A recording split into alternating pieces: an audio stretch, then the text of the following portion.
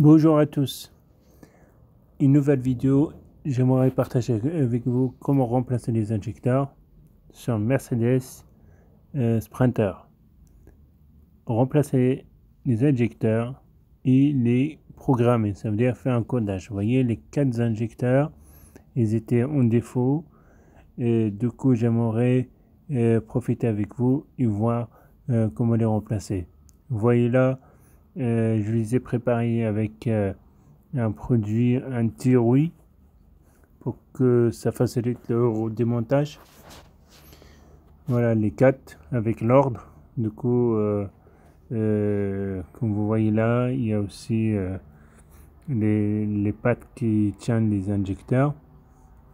Après, ce que je vais devoir faire, c'est que récupérer le numéro de codage.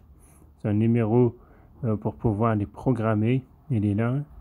Il est de 7 chiffres au litre. En tout cas, il est de 7 nombre de 7. Là, je vais prendre les 4, je vais les noter sur un papier. Et au remontage, on va les coder pour éviter des erreurs dans le fonctionnement du moteur. Voilà. Là, j'ai noté les 4, 1, 2, 3, 4, mais 1, 2, 3, 4, ça commence de côté distribution. Le 1, c'est que côté distribution, on va voir ça. Et à partir de là, on pourra effectivement faire le réglage. Comme vous voyez bien là, c'est 1, 2, 3, 4. Voilà, ils sont là. On va les monter proprement. Et puis, comme je disais, le premier, c'est par là, hein, où il y a le bouchon d'huile, le remplissage. Et ça commence celui devant. 1, 2, 3, 4. Uniquement sur certains modèles comme Piazza, c'est côté boîte. Là, je remonte les injecteurs. Là, je monte le dernier. Attention, n'ai pas oublié le joint d'injecteur, c'est important. Sinon vous aurez une fuite. Voilà, je montre le dernier. Ça se fait bien sur ce modèle parce qu'on le voit, franchement, on voit très très bien le travail qu'on fait. L'accès est facile. Du coup, je monte juste. Là, je prends le tournevis, je vais serrer un petit peu parce qu'avec l'appareil de l'EMA, c'est pas évident. Après, je vais les serrer proprement après avoir placé tous les injecteurs. Après là, on va mettre les fiches, on va mettre le retour de gasoil et on va mettre les rampes, les conduites de gasoil également.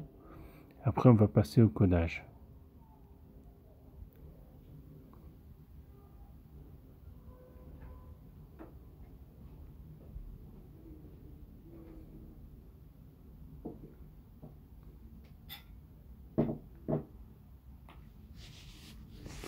Voilà, comme je vous dis, ça c'est le retour de gasoil.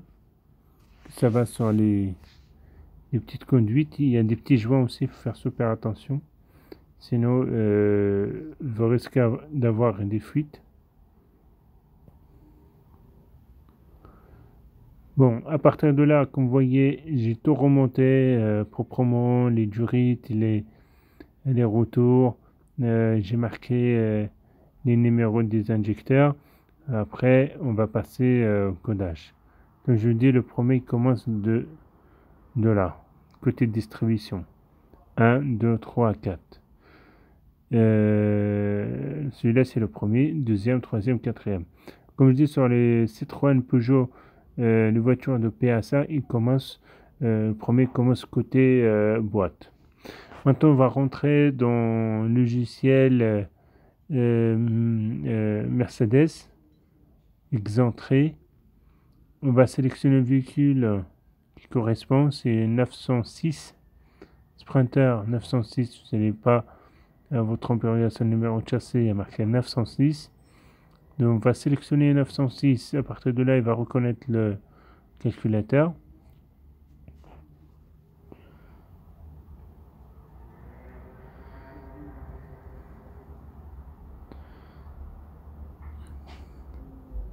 sais pas si vous voyez bien avec le rayon de soleil parce que je suis à l'extérieur.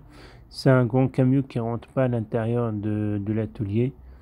J'étais obligé de le faire à l'extérieur. Là, on va faire avancer de la communication.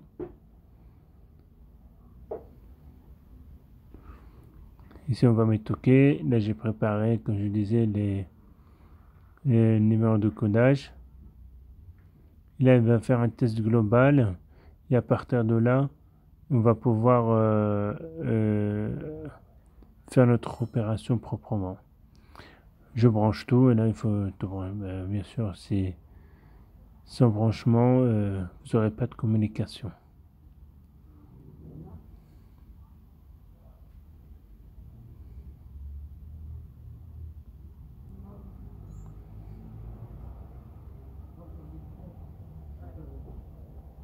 Là, il demande également l'origine, c'est Pays-Bas, le volant à gauche. Là, il nous trouve le numéro de châssis et le kilométrage automatique. C'est un bon outil quand même pour savoir si le kilométrage est réel ou pas sur le compteur. C'est pas mal, hein. Là, on va faire soit programme ou soit le test global. Effectivement, il vaut mieux faire un test global.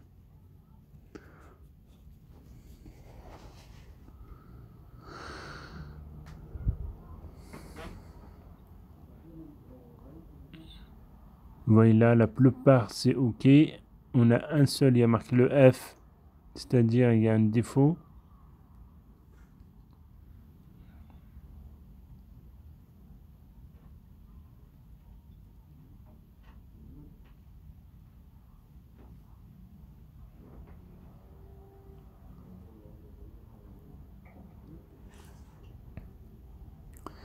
Ça pour nous dire qu'il y a des défauts. Injection diesel, ça veut dire qu'il y a un défaut au niveau des injecteurs. Là, il y a le OK. Là,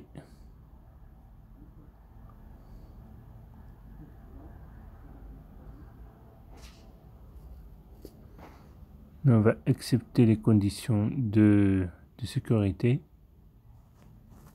Après, on va y aller sur la touche et marquer lecteur des défauts, valeur, actionnement, mise en service. Le code des défauts, il va falloir supprimer les défauts qui sont en mémoire. OK, c'est fait.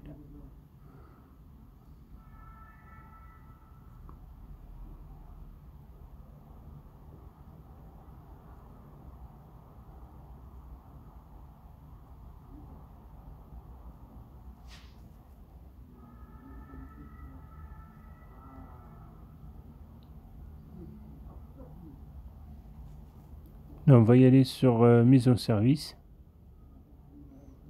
Pour faire le codage, c'est sur mise en service. On met OK.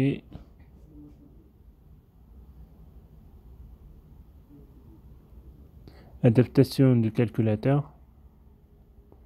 Sur l'adaptation du calculateur, OK. Là, il nous donne quelques options particulières. Initialisation en remplacement.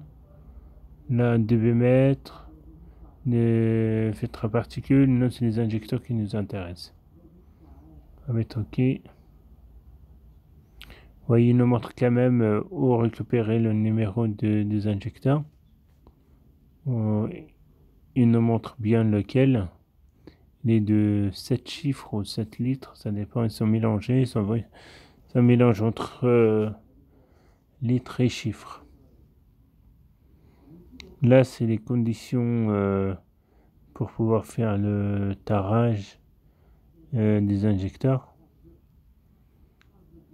Là, on va mettre OK. Alors, on a 1, 2, 3, 4. Je sais pas si vous voyez bien. Alors, le 1, 2, 3, 4, vous voyez la valeur de tarage. On va commencer par le 1. Pour vous montrer un petit peu. On met OK. Là, il nous montre encore à nouveau comment rentrer les chiffres.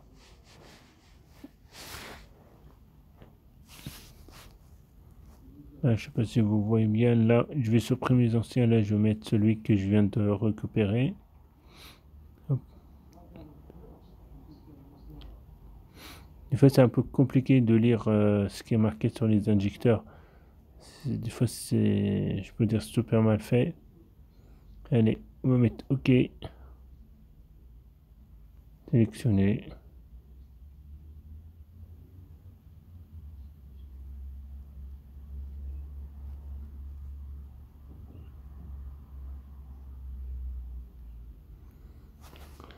Après, là, on est au quatrième. On fait le quatrième.